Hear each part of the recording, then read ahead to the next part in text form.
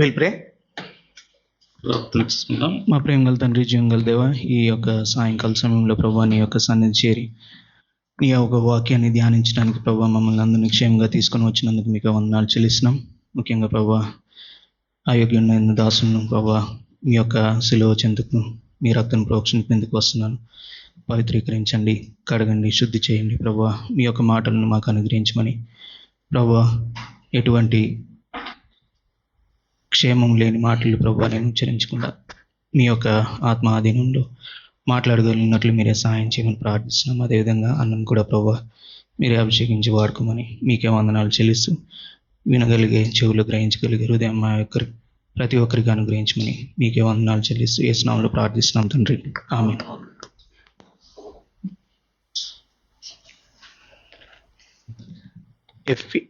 Praise the Lord. Praise the Lord. Greetings to you in the mighty name of our Lord Jesus Christ. ప్రభువైన యేసుక్రీస్తు యొక్క నామమున మీ అందరికీ శుభములు తెలియజేస్తుంటున్నాం.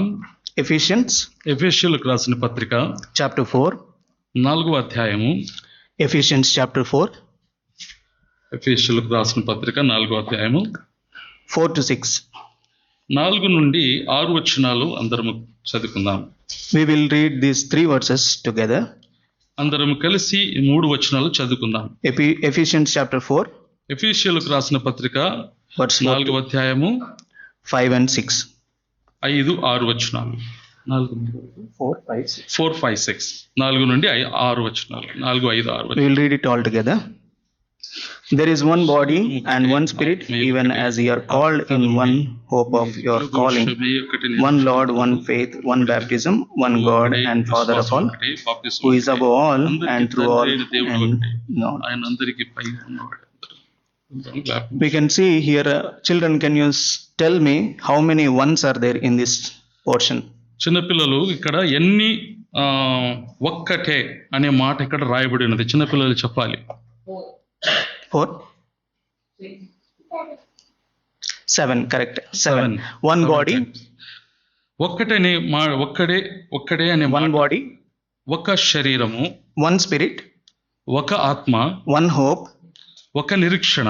One Lord. ఒక ప్రభువు. One faith. ఒక విశ్వాసము. One baptism. ఒక బాప్తిజము. One Father. ఒక తండ్రి. In this passage we can see 2 kinds of ones. ఈ యొక్క మాటలలో, ఈ యొక్క వాక్య భాగంలో 2 kind, రెండు రకాల ఒకటి లేదంటే ఏకత్వం అని చూస్తాం. ఏకత్వం అని అక్కడ first one shows unity as a singularity. మొట్టమొదటిగా అన్యూనత,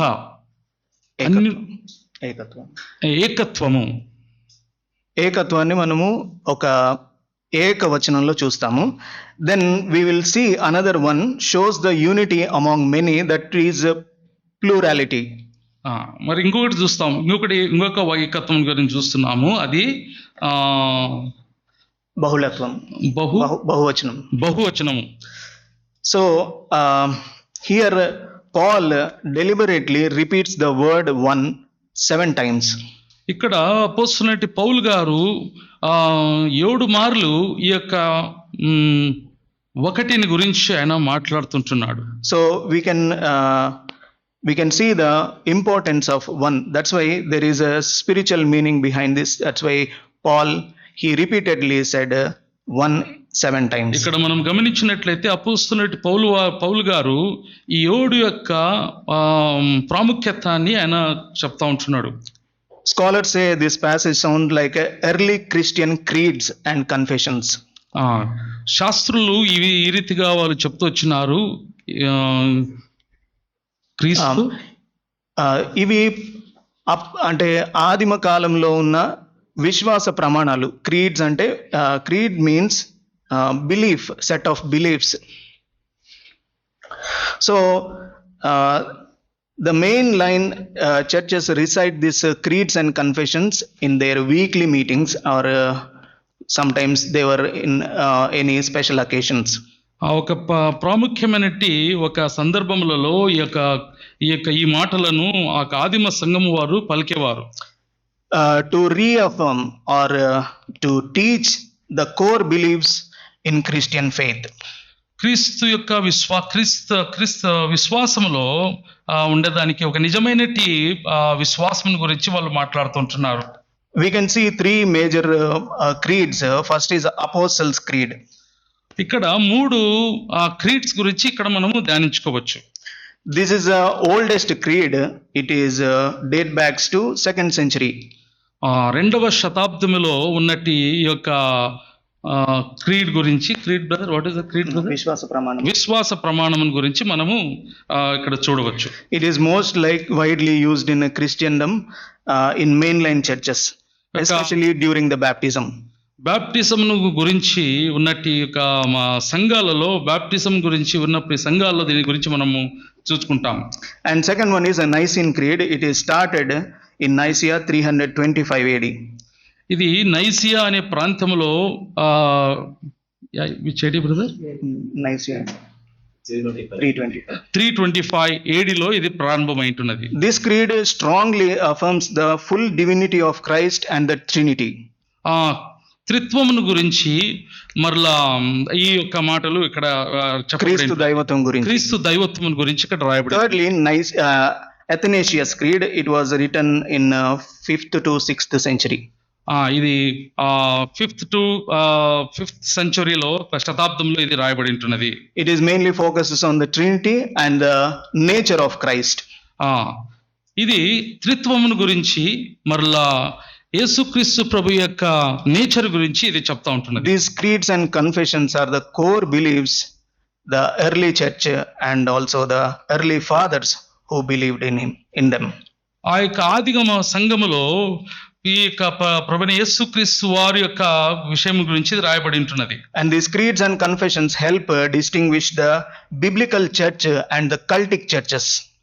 ఈ యొక్క త్రిత్వమును గురించి, విశ్వాస ప్రమాణమును గురించి ఆదిమ సంఘములో ఇది ఉండేది. ఈ విశ్వాస ప్రమాణాలు ఏం చేస్తాయి అని అంటే నిజమైన బైబిల్ సంఘానికి, అదేవిధంగా అబద్ధపు బోధల కలిగిన సంఘాలకు వ్యత్యాసాన్ని చూపిస్తుంది. So in Ephesians chapter 4 verse 4 to 6 we have seen it shows the believers in the early days, means the forefathers who are our apostles and disciples, they were confessed and professed this faith. ఎఫెసీయులకు రాసిన పత్రిక 4వ అధ్యాయం 4వ వచనంలో ఇక్కడ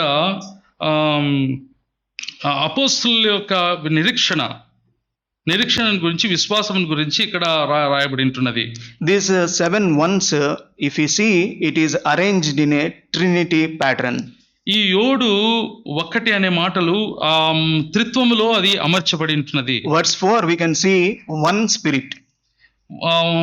4వ వచనంలో ఒక ఆత్మ. And verse 5 we can see one Lord. 5వ వచనంలో ఒక తండ్రి, Lord, ఒక ప్రభువు. And verse 6 if you see we can see one Father. 6వ వచనంలో ఒక తండ్రి అని రాయబడి ఉంటున్నది. So this 3-part structure shows how the first Christians worship the Lord.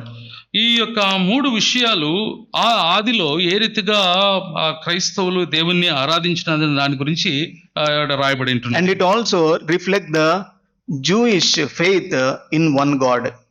ఇది యూదుల యొక్క ఉన్నట్టి ఒక దేవుని గురించి అది మాట్లాడుతుంటున్నది. Especially in Deuteronomy 6:4 we can see Shema Israel, means hear O Israel.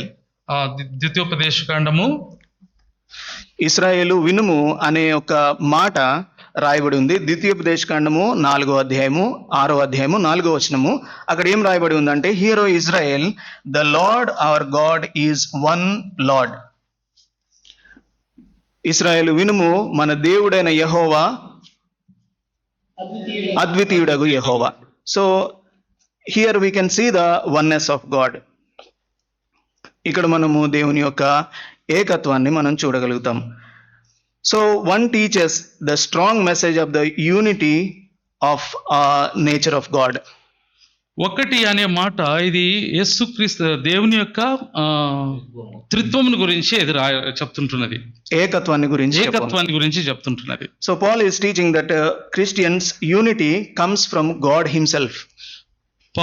అపొస్తలుడైన పౌలు గారు ఏం చెప్తున్నారంటే ఈ యొక్క ఏకత్వము ప్రభువు నుండి వస్తుందని ఆయన చెప్తా ఉంటున్నాడు. Because God is one and his people must also live in unity. ఎందుకంటే మన దేవుడు ఆయన ఒక దేవుడు అంటున్నాడు కాబట్టి మనందరము ఒకే రీతిగా మనం దేవుని ఆరాధించాలి. When we see this letter epistle, Paul starts addressing the church at Ephesus by saints and faithful one. అపొస్తలుడైన పౌలు గారు ఎఫెసీ సంఘానికి ఆయన ఈ మాటలను చెప్తా ఉంటున్నాడు. ఎఫెసీ సంఘంలో ఉన్న వారిని పరిశుద్ధులు మరియు క్రీస్తునందు విశ్వాసం గలవారు అని ప్రబోధిస్తున్నాడు వాళ్ళని. So this reminds believers to live holy and faithful life in every day. ఇది మనకు ఏమి జ్ఞాపకం చేస్తుందంటే మనం పరిశుద్ధముగా క్రైస్తవులు దేవుని బిడ్డలమైన ప్రజలమైన మనము పరిశుద్ధముగా జీవించాలని ఇది మనకు చెప్తుంటున్నది. Paul wrote this epistle when he was in jail in Rome. అపొస్తలుడైన పౌలు గారు ఆయన చెరసాలలో ఉన్నప్పుడు ఈ యొక్క మాటలను ఆయన రాస్తూ వచ్చినాడు. And he was referring himself as a prisoner in a meaningful way. ఆయన ఒక చెరసాలలో ఉండే ఖైదీగా ఆయన ఉండడానికి ఆయన ఇష్టపడ్డాడు. We can see the two layers of meanings of saying prisoner. ఇక్కడ మనము ఈ యొక్క చెరసాలలో ఉండే ఖైదీని గురించి రెండు విషయాలను మనము గమనించవచ్చు. One is literally he is a prisoner in the jail. మొదటిగా ఆయన ఒక ఖైదీగా ఆ యొక్క చెరసాలలో ఉంటున్నాడు. At the same time he called himself a prisoner of Christ. రెండవదిగా క్రీస్తు యొక్క ఖైదీగా అని పిలువబడతా ఉంటాడు. We can see in Ephesians chapter 3 and verse 1. ఎఫెసీయులకు రాసిన పత్రిక 3వ అధ్యాయము 23:1లో మనం చూడొచ్చు. 3:1లో మనం చూడొచ్చు. For this cause I Paul the prisoner of Jesus Christ. ఈ హేతువు చేత అన్యజనులైన మీ నిమిత్తము క్రీస్తు యేసు యొక్క ఖైదీనైన పౌలును నేను ప్రార్థించుచున్నాను. And also in Ephesians chapter 4 verse 1 he called himself as a prisoner of Lord. ఇక్కడ నా ఎఫెసీయులకు రాసిన పత్రిక 4వ అధ్యాయం 1వ వచనములో ఆయన 3వ వచనం తెలుగు ప్రభువును బట్టి ఖైదీనైన నేను అని చెప్తున్నాడు. So Paul he was bound with the love of God. ఆయన అపొస్తలుడైన పౌలు దేవుని యొక్క ప్రేమను బట్టి ప్రేమతో and with this love he carried out his ministry to the Gentiles. ఈ రీతిగా తన సేవను తన పరిచర్యను ఇతరులకు ఆయన పంచిపెడుతూ వచ్చాడు. And he was also explaining the reason why he was in prison. We can see in Ephesians chapter 6 19 and 20. ఎఫెసీయులకు రాసిన పత్రిక 6వ అధ్యాయం 19వ వచనంలో కానీ మనం ఈ రీతిగా చూడొచ్చు. 19 and 20. 19వ అధ్యాయం 19వ వచనము 20వ వచనము. We will read it together. మనందరం కలిసి చదువుకుందాం. And for me that utterance may be given unto me, that I may open my mouth boldly to make known the mystery of the gospel, for which I am an ambassador in bonds, that I may speak boldly and I ought to speak. So here Paul is saying to make known the mystery of the gospel, for which I am ambassador in bonds. ఎన్న వచనం కదా అది? Same.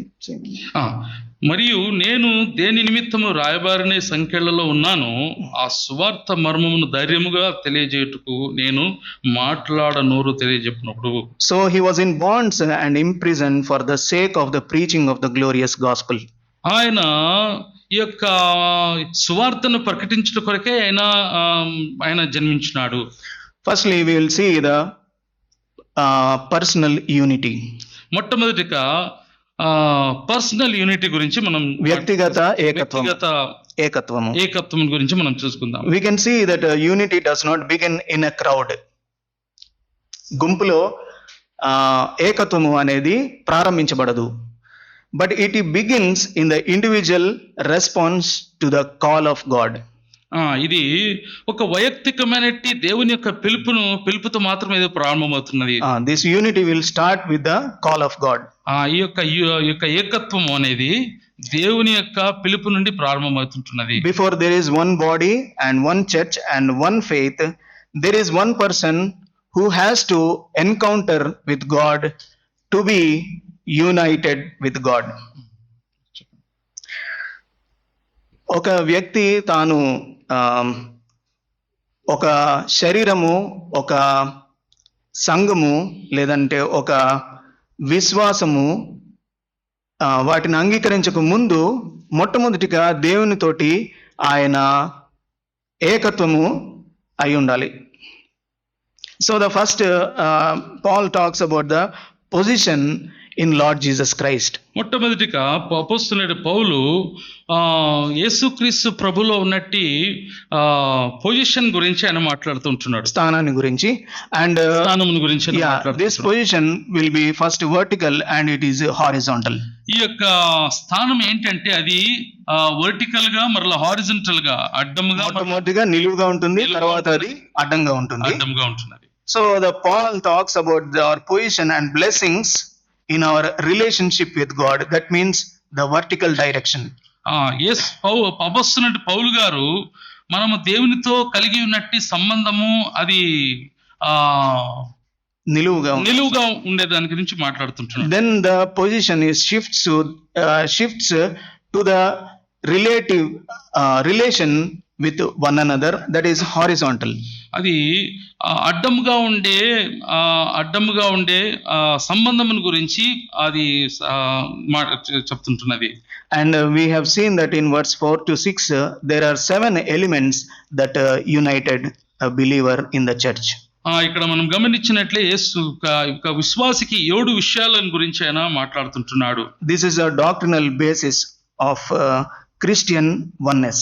ఆ యొక్క క్రీస్తులో ఉన్నట్టి ఏకత్వం గురించి ఉన్నట్టి doctrines గురించి అది ఆయన చెప్తుంటున్నాడు. To understand this sevenfold bond, we have to read the preceding verses. That means verse 1, Ephesians chapter 4 and verse 1. ఈ విషయం అర్థం చేసుకునే దానికి మనము ఎఫెసీయులకు రాసిన పత్రిక 1వ వచనమును మనం But in Telugu it is 2 and 3. తెలుగులో ఇది 2 మరలా 3వ వచనంలో ఉంది. We will read verse 1, chapter 4 verse 1. ఎఫెసీయులకు రాసిన పత్రిక 4వ అధ్యాయము. Therefore the prisoner of the Lord beseech you that ye walk worthy of the vocation wherewith we are called. Paul is urging the believers to walk worthy of the occasion. అపోస్తలుడైన పౌలు విశ్వాసులకు ఆయన ఏమని వేడుకుంటున్నాడంటే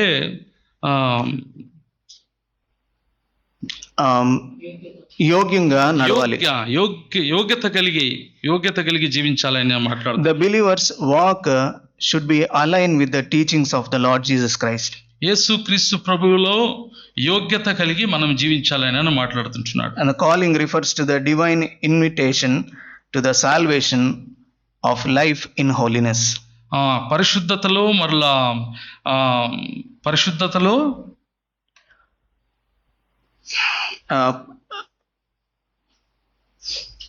రక్షణతో, అదేవిధంగా పరిశుద్ధతలో మనము క్రీస్తు యొక్క బోధనలో నడుచుకోవాలి. The calling refers to the divine invitation to salvation and a life of holiness. పరిశుద్ధత మరియు రక్షణను గురించి మనము అది పరిశుద్ధతను గురించి రాయబడి ఉంటున్నది. This is a call to live life according to the kingdom values. తండ్రి రాజ్యం యొక్క మౌల్యములను గురించి అక్కడ రాయబడి ఉంటున్నది. Divisions distract the calling. ఈ యొక్క విభజనలు దేవుని యొక్క పిలుపు నుండి మనం వేరుగా చేస్తుంటున్నది. And it will the divisions make us to fall from our calling. ఈ యొక్క విభజనలు మన యొక్క పిలుపు నుండి మనల్ని వేరుగా పడిపోయేలాగా మనల్ని పరిస్థితులకి మనల్ని నడిపిస్తుంది. We can see the second point, the sevenfold unity. రెండవ మాట ఏడంతల ఐక్యత గురించి మనం చూసుకోవచ్చు.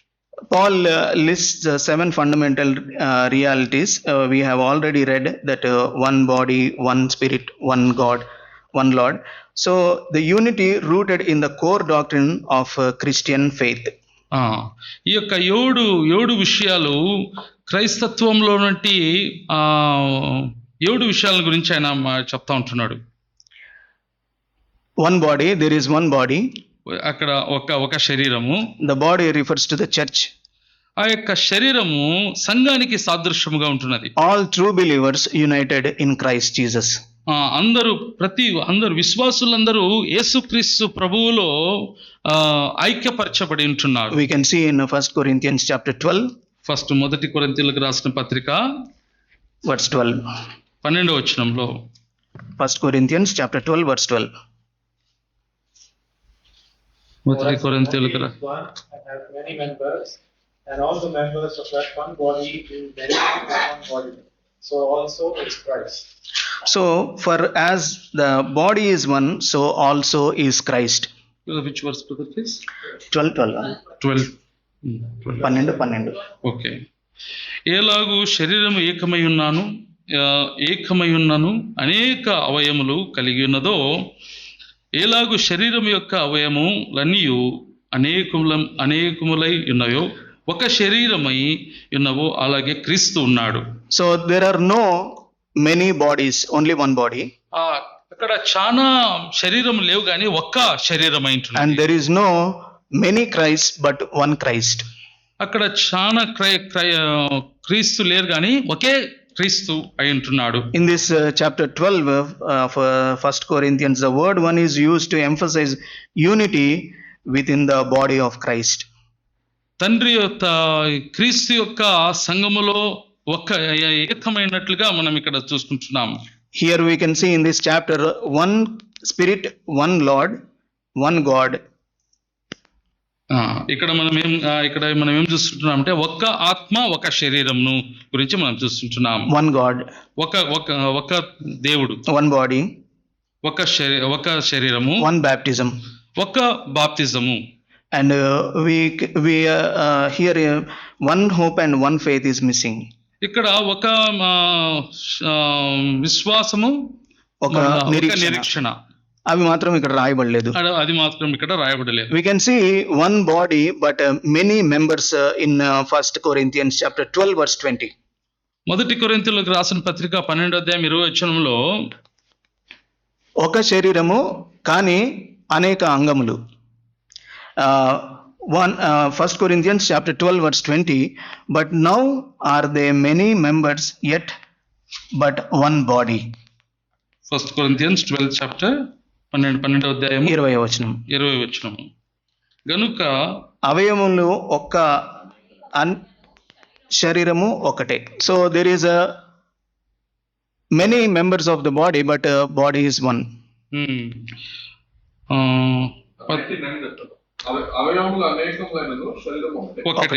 అవయములు అనేకములైనను శరీరం ఒకటే. Now we can see whose body is this. ఇది మనం ఇక్కడ గమనించవచ్చు. ఇది యొక్క శరీరం ఎవరిది? Verse 27. 27వ వచనంలో మనం గమనించవచ్చు. 1 Corinthians 12 verse 27.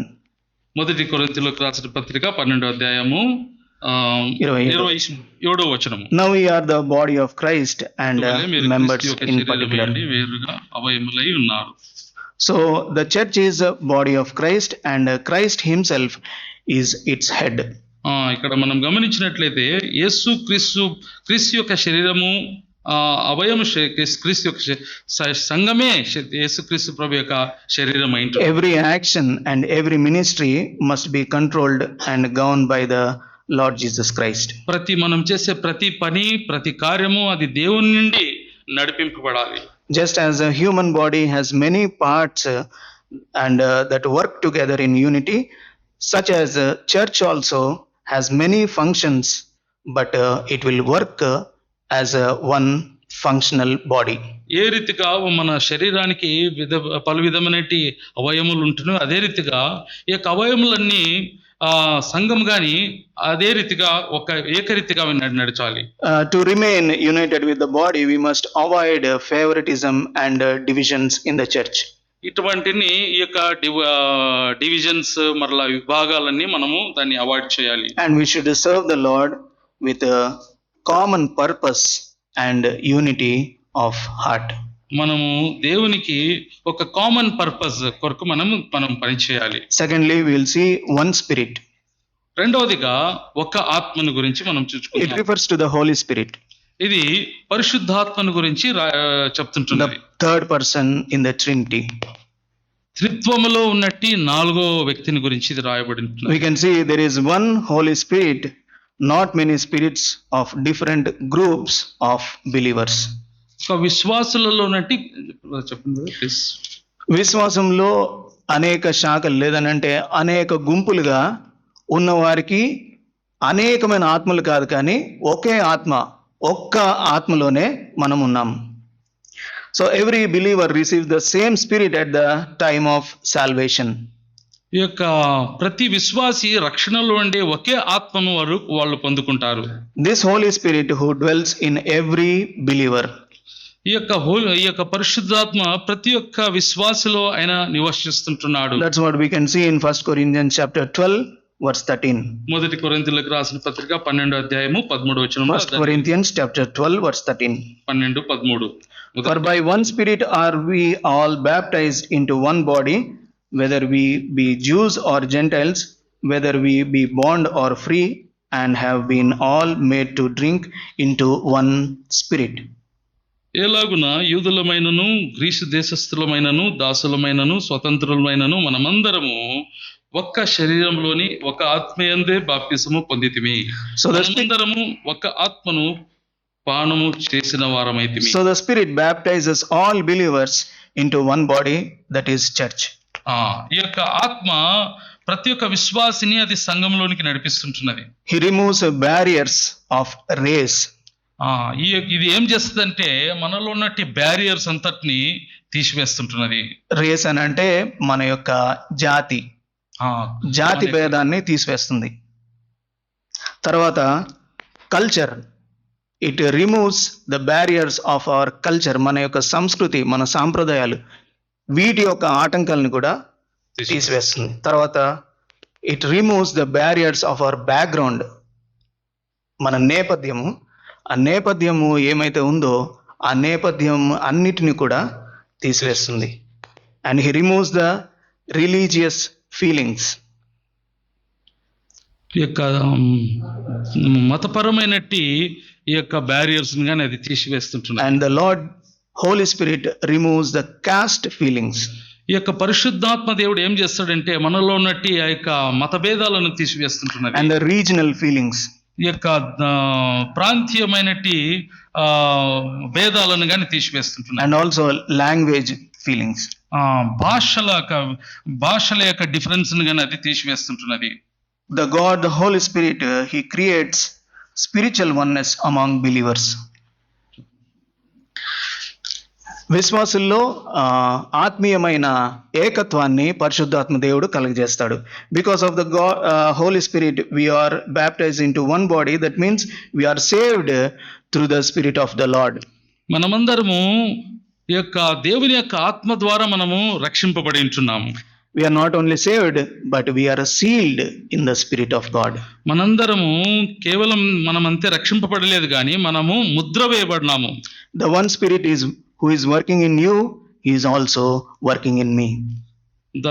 ఏ ఆత్మ అయితే మీలో పని చేస్తుంటున్నదో అదే ఆత్మ నాలో, మాలో, మనలో పని చేస్తుంది. The Spirit guides us and strengthens us, and he will transform us from our old nature to the new nature. ఈ యొక్క ఆత్మ మన యొక్క పాత జీవితం నుండి మనల్ని రూపాంతరము చేస్తుంది. And the Lord Holy Spirit, he brings us together. Through him we will be united. ఎప్పుడైతే ఈ యొక్క పరిశుద్ధాత్మ దేవుడు మనలో ఉంటాడో ఆయన మనల్ని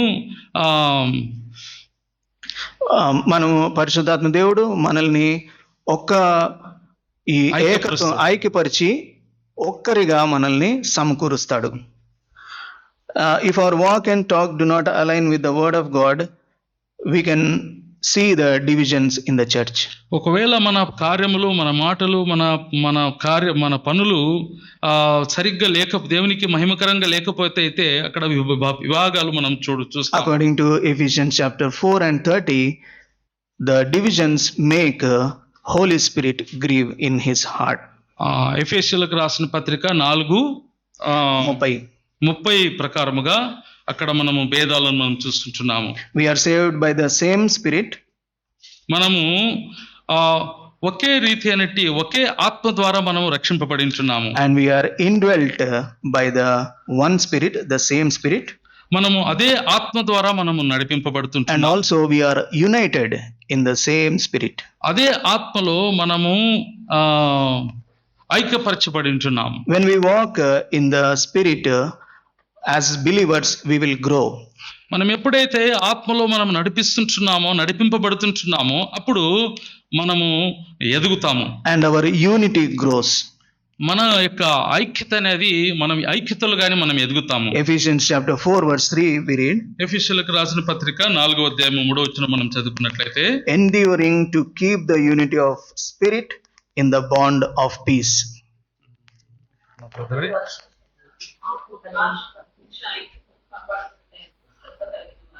So we have to make every effort to keep ourselves united in spirit. మనందరము ఆత్మలో మనం ఐక్యత కలిగి ఉన్నట్లుగా మనం ప్రయత్నించుండాలి. We must diligently work to preserve the unity given to us by the Holy Spirit. పరిశుద్ధాత్మ ద్వారా మనకి ఇవ్వబడినటి విషయములను మనము ఆ యొక్క ఏకత్వాన్ని మనము భద్రపరచుకోవాలి. ప్రభు దేవుడు మనకు అనుగ్రహించిన ఏకత్వాన్ని మనము భద్రపరచుకోవాలి. We are called to actively maintain unity in spirit. మనము ఆత్మలో ఐక్యత కలిగి ఉన్నట్లుగా మనం పిలువబడి ఉంటున్నాము. So we must make every effort to keep the unity in the spirit. ఆత్మలో మనమందరము ఐక్యత కలిగి నివసించేట్లుగా మనం ప్రయత్నించాలి. Thirdly, we will see one hope. మూడవది ఒక నిరీక్షణ గురించి. Ephesians chapter 4 verse 4 we read second line. రాసిన పత్రిక 4:4 we will read the second line only. రెండవ మాటను మనం చదువుకుందాం. Even as ye are called in one hope of your calling. So we are called in one hope. ఒక్కటే నిరీక్షణ ఉండుటకు పిలువబడితిరి. The one hope we share becomes the bond that unites us as a church. ఈ యొక్క ఒక నిరీక్షణ మనం అందరము సంఘముగా ఏకరీతిగా ఉన్నట్లుగా అది మనకు సహాయపడుతుంటున్నది. What is the one hope that unites all together? ఆ యొక్క ఒక నిరీక్షణ మనల్ని ఏ రీతిగా చేస్తుంటున్నది? The hope of eternal life. అది నిత్య జీవ నిరీక్షణ, నిత్య నిరీక్షణ కొరకు అది మనం నడిపిస్తుంటుంది. And the hope of resurrection from our mortal bodies. మన యొక్క మర్త్యమైన శరీరాల నుండి విమోచన లేదనంటే పునరుద్ధానం కలుగజేస్తుంది ఈ యొక్క నిరీక్షణ. తర్వాత and the hope of everlasting glory in the presence of our Savior.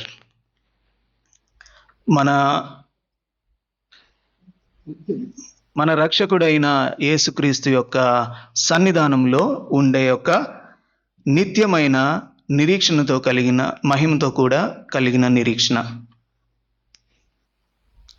Titus chapter 2 verse 13. తీతుకు రాసిన పత్రిక 2:13. This is a beautiful verse. ఇక్కడ ఒక చక్కని మాటను మనం చూసుకోవచ్చు. About the hope. నిరీక్షణ గురించి ఇక్కడ ఒక మాటను మనం చదువుకుందాం. Titus chapter 2 verse. తీతుకు రాసిన పత్రిక 2:13. అనగా మహాదేవుడును మన రక్షకుడైన యేసుక్రీస్తు మహిమ యొక్క ప్రత్యక్షత కొరకు ఎదురు చూచుచు ఈ లోకములో స్వస్థ బుద్ధితో నీతితోను భక్తితోను బ్రతుకుచుండవలెనని మనకు బోధించుచున్నది. And also Colossians chapter 1:27. కొలస్సీయులకు రాసిన పత్రిక 1:27 వచనం. 27 In English it is very simple. Christ in you, the hope of glory. Brother 1:27. Yes. మీ యందున్న క్రీస్తు మహిమ నిరీక్షణ అయి ఉన్నాడు. So our loving God and our Lord Jesus Christ who lives in us is our hope of glory. మనలో నివసించే దేవుడు ఆయన క్రీస్తు మహిమా నిరీక్షణ అయి ఉంటున్నాడు. Every believer shares the same eternal destiny and the same eternal glory. ప్రతి ఒక్క విశ్వాసి యొక్క మహిమా నిరీక్షణను ఆయన అనుభవించేవారు అంటున్నారు. So there is a hope in our troubles. మన యొక్క పరిస్థితుల్లో, మన యొక్క కష్టాలలో ఒక నిరీక్షణ ఉంటున్నది. And in these chaotic situations also, in the war zones, we have a hope. ఇప్పుడు యుద్ధ పరిస్థితుల్లో, మన కఠినమైన పరిస్థితుల్లో, కష్ట పరిస్థితుల్లో ఇది మనకు దేవుడు ఒక నిరీక్షణ అంటున్నాడు. Everything seems to be uncertain, but hope remains. ప్రతిదీ ఎంతో అది అన్సర్టన్ గా ఉంటున్నది, కానీ మన యొక్క నిరీక్షణ, దేవునిలో ఉండే నిరీక్షణ మనల్ని బలపరుస్తుంది. We have promised that our hope is not only for this world, but even more for the world to come. మన యొక్క నిరీక్షణ కేవలము ఈ లోకం మట్టుకే కాదు, కానీ రాబోయే లోకము లేదంటే పరలోక రాజ్యాన్ని గురించిన నిరీక్షణను మనం కలిగి ఉన్నాం. This hope sustains us in trials and keep us longing for God's appearance. దేవుని యొక్క ప్రత్యక్షత కొరకు ఈ యొక్క నిరీక్షణ మన యొక్క బాధలను, మన యొక్క శోధల నుండి కూడా కాపాడుతూ భద్రపరుస్తూ ఉంటుంది. So we encourage one another with eternal perspective. మనకున్న నిత్యమైన నిరీక్షణను బట్టి ఒకరినొకరు మనము ప్రోత్సహించుకోవాలి. As believers we should not live like those who have no hope. మనము విశ్వాసులమైనట్టి మనము నిరీక్షణ లేకుండా మనము జీవించకూడదు.